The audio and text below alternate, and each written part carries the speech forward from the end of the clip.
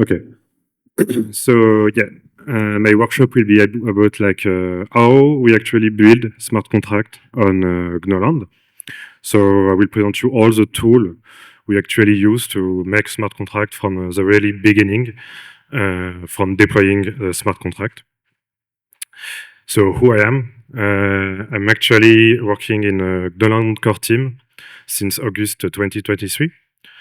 I was previously working in Berti, a distributed messaging application. So I'm not from the blockchain world originally, but in distributed world, I already play a lot with IPFS and P2P on mobile, especially. And in the Gno team, I mainly focus on development tool and to enhance developer experience externally or internally, like to improve the experience globally, and also other stuff, but mainly this. So first, what is Gno.land? Gno.land is a layer 1 blockchain platform. It's based on proof of contribution. I will not go deep in this subject. Manfred, which is here, we will do a talk tomorrow. You can ask as many questions on this one. It's a hub of source, like a GitHub. That means like the blockchain Gno.land is meant to be addressed like you will explore GitHub with some paths and some namespaces with smart contract will should be deployed on these namespaces and paths. So feature of Gno.land, it's made using it's based on Golang. So it uses actually the AST of Go. So it's built in Golang actually. Gno.land is built in Golang. So it uses the AST of Go, and you have a custom VM to interpret and run this smart contract. It's based on Tendermint 2 consensus, which is like an improved version of Tendermint, if we can say like this. And it will have the ability of having IBC in the future. It's not yet, but it's on the roadmap. So the Gno.land tool ecosystem, we have like 3 main tools actually to develop on Gno.land. We have Gno, which is a command line tool. It's really similar to Go if any of you like already play with Golang a bit. It has the same feature. You can run Gno code. You can test Gno code the same way you will actually do with Golang. We have Gno.key. Gno.key is a tool that will enable you to interact actually with the blockchain and also with your key. And we have Gno.dev. Gno.dev is really similar to what you have with Webpack, with like an hot reload running on local blockchain, and you can interact with it. You can visually see your change, etc. So this is the 3 tool actually I will present you in my workshop. So originally I planned to do this interactively, sorry, but since we are not a lot and the setup is not good, I will play myself with a workshop. I will do it myself, but you can follow it on the GitHub actually. I don't know. Yeah, I think it's good. So this was originally the repository for the workshop. So you can go actually on the page to explore it. So it will be 4 main part, like how to play with Gno, the command line tool to play actually with the file. So there is no blockchain involved in this part. It's really the language and the tool that runs the language. Gno.dev, which is a tool that run the blockchain locally, so you can try your smart contract, you can interact with it and explore it, visualize it. Gno.key, like I said, to interact with the blockchain. So you will interact with Gno.dev, but also in the 4th part, interact with the Gno.land chain, so up and ready chain online to deploy your smart contract. So yeah. So originally, I plan to run it on Gitpod, so anybody can actually run it. You just have to click on the run on Gitpod things, and everybody should set up, or you can play with it directly locally. I will do it in Gitpod directly to be sync. It's on a particular commit on Gno, so I expect like to be like really reproducible on every laptop. So yeah, so the first step is Gno. So to play with Gno, we need like a package. A package is made with like a Gno mod. So really similar you have with actually Golang. When Golang, you have a package module where you have like your module path and your dependency. So here I don't have any dependency for the sake of the example. Some Gno file. So Gno file, if you already do some Go, it's really similar to Golang, like really the same structure. You have the same method. You don't have some stuff like goroutine and on channel for now because it's kind of complicated, like in blockchain world, to have like some asynchronous thing inside blockchain.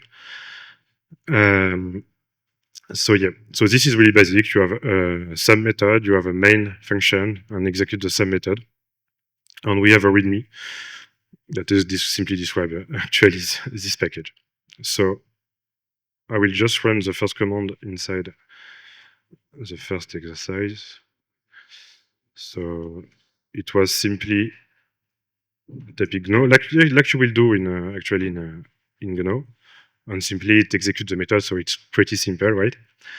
And for the test, it's like I say, exactly like Go. You create a method prefixed by test, and then you execute it with Gno test,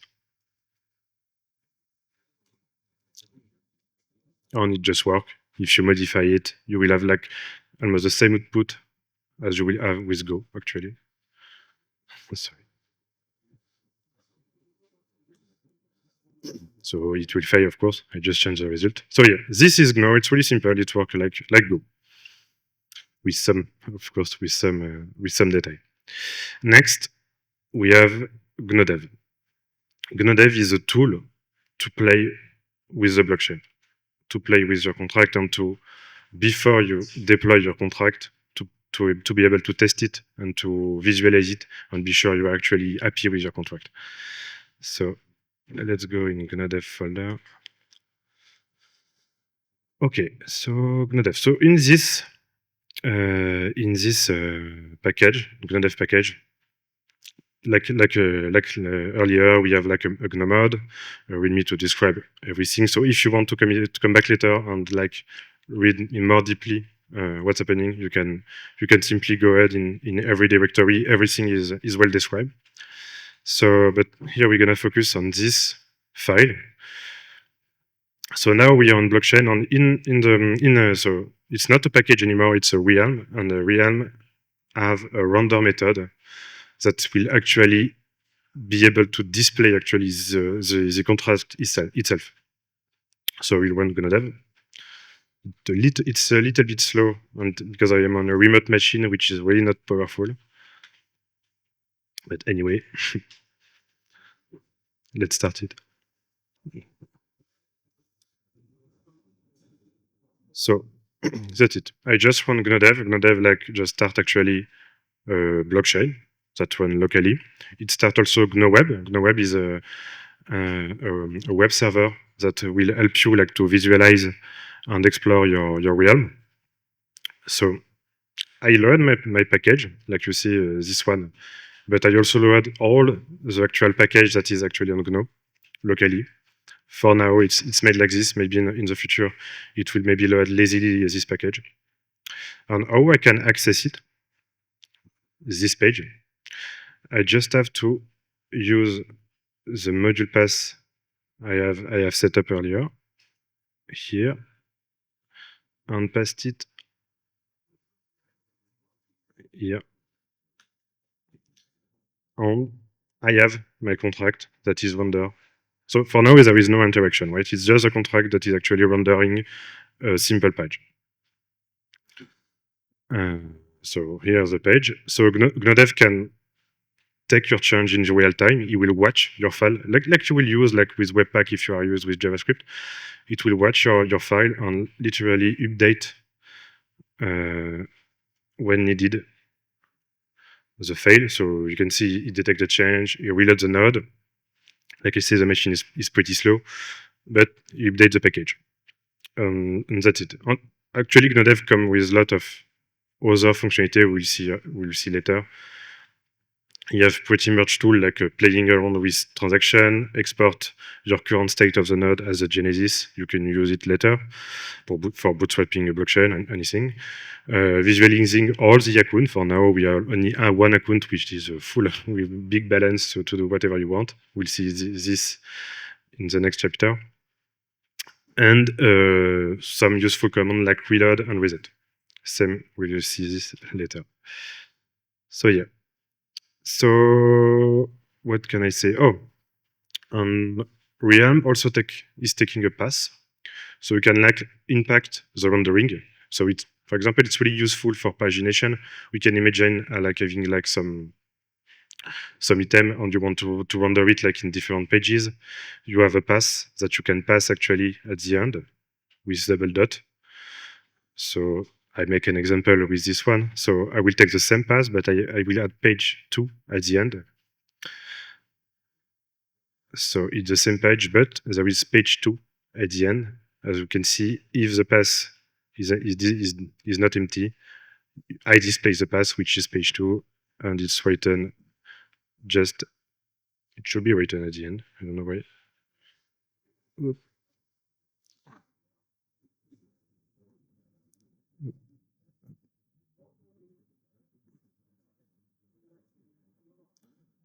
So yeah, you get the point. It's 3, and you can interact like this with the rendering page. So it's very good for a blog, for example, for pagination, or for fetching, for example, a username. So the render will like render the specific thing, the thing you specify in the pass. So yeah, that's it for Gno.dev. So for now, it's only like visualize and having your package like deploy on a local environment. And then we have Gnocchi. So Gnocchi is actually the tool to interact with the shell. So this time we have a simple counter. So I do some import. I have a variable count, some method, increase and add value, and like earlier, a render to render my counter. So I will first render this counter. So I go in my directory of Gnocchi. Then I run. It will be simple like this. Not that simple. Okay. So I just say to Gno.dev, hey, run this package. So like earlier, it bootstrap a blockchain. You restart the node. So I have to go to my pass again. So actually, the chain, the contract, is not deployed on a hash like you can have in Solidity, but really on a pass, like GitHub actually. Oh, there is a thing I forgot on the previous one. So this is a complicated pass, but it's on Gitpod. In the real life, you can enter this in your browser, and you will like directly arrive in the same page. So yeah, this is my counter. So the thing I forgot to mention earlier is like you can when you are on this page, so you can imagine like you have this on Gno.land, so not on Gitpod, like the real chain. You can visualize the source. So the source, like it will take into account the README and the counter, the Gno file, sorry. So you can visualize the file. It's not like compiled, it's the real file that will be executed. So you can visualize it to be sure like what's happening. And this is also a reason why we choose Go, because it's really simple for anyone that reads the code. Is really straightforward. And yeah, that was the thing I forgot. So for the interaction, so we have this simple package counter that have like 2 methods and a render, which is really cool in Gno.land actually, is like the state when you execute a transaction, and we will call actually those 2 methods. As we can see, it updates the count by 1 or the value you give, and it will update the variable at the top. The content of the variable will be persistent across the transaction. So I'm going to show you this. So I start a new terminal to interact with Gno.dev. I need to enter a special command that I can check in the help of every realm on GNO-web. So this is a command. It's a bit complex for now, but we plan to simplify this. I enter my... oh, I forgot something that is quite important. I need to create an address to interact with it. I will do that before. So to create an address with GNO key, you simply do GNO key add Toto with no password, and that's it. You have your address, and then we will run GNO-dev again.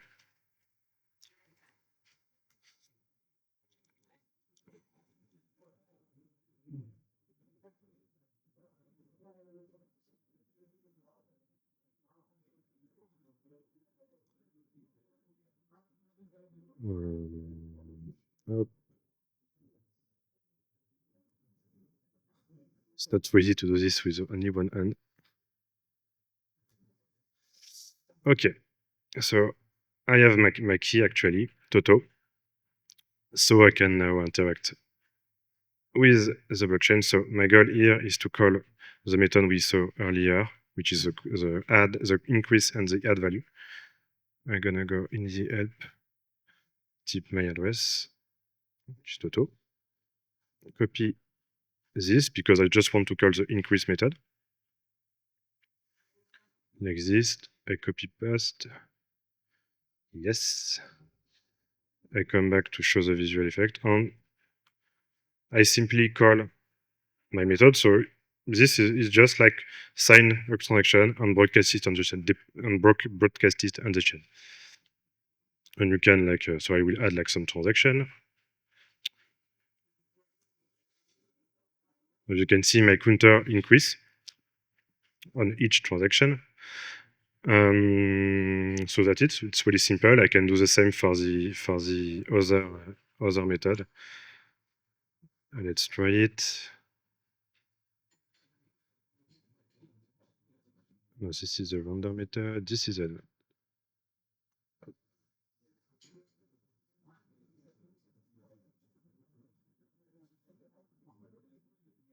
I will add like 2. Need to go back.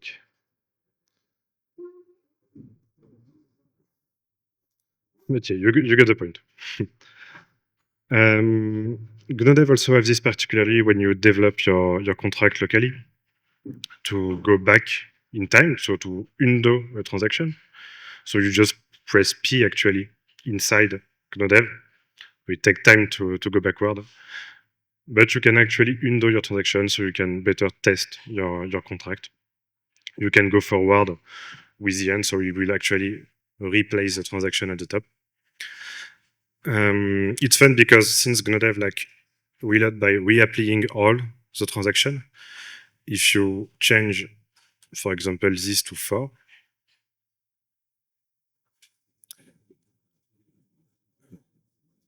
you will reload again.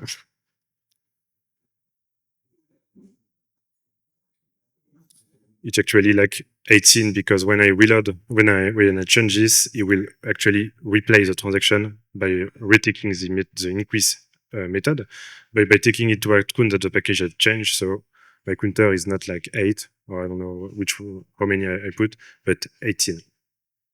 So yeah, that's it for Gnocchi.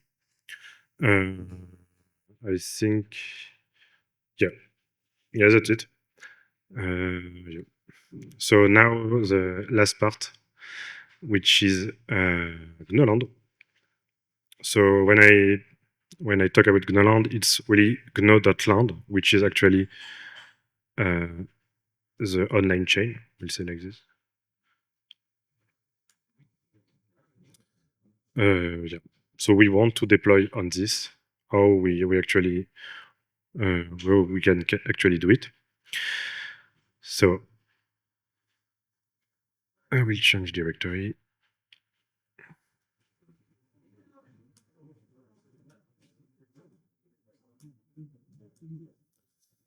Okay. I will restart Gno.dev, I think it's good. Okay, good. So for Gno.land, the first thing you have to do, since you have not like unlimited token like you have in GNOdev, it's actually to go on faucet.gno.land. Here we're gonna specify the portal loop. So I go on the faucet, I click on portal loop, I need some token. Let's put this 5 knot. And actually I need my keys that I just created.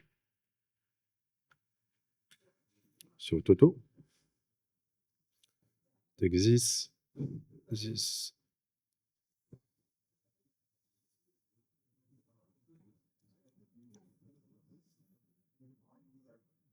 Okay, that's cool. And then come back here. So now I want to just check if I'm correctly. I have actually my token. I copy the command I put in the README. I just need to switch the address with the actual one I created.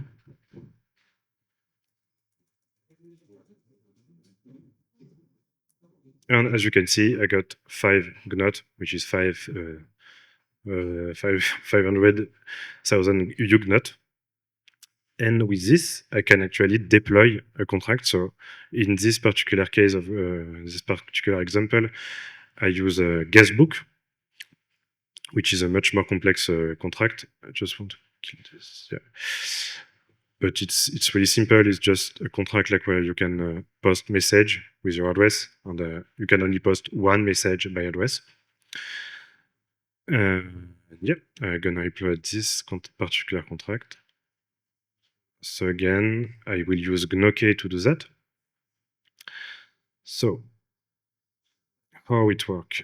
I take this command and I have to modify some point, which is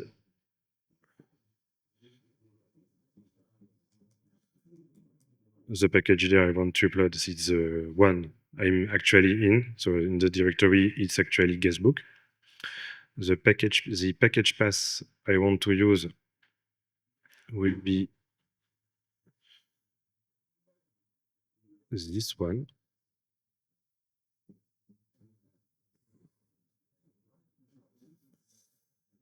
And my key name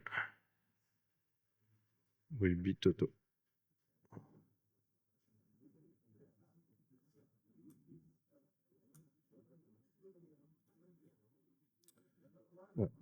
Gas. Is it the right chain?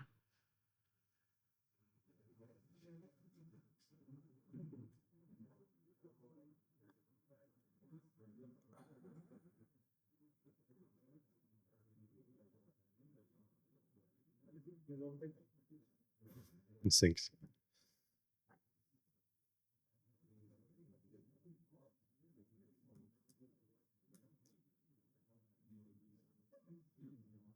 Okay, thank you. So now I can technically access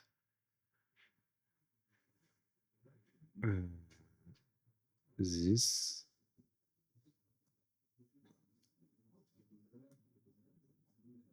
So there is no message yet, of course, but like I used earlier, I can reuse my key, copy paste my command. Let's put a message. Hello, Nebular. And copy paste this command here. And if I come back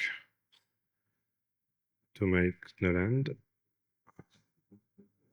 I have my message, hello Nebular, written by my address, blah, blah, blah.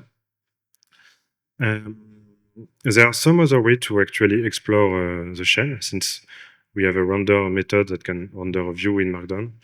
I can use another explorer we were created, which is Gnobro. That is accessible with ECSH. Cool. which is almost the same thing as GNO Web.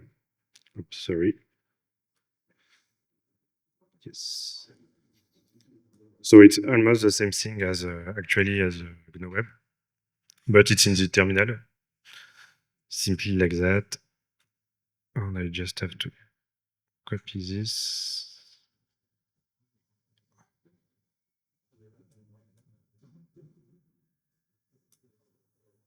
And you have the same message as earlier. And yeah, I mean, that's it.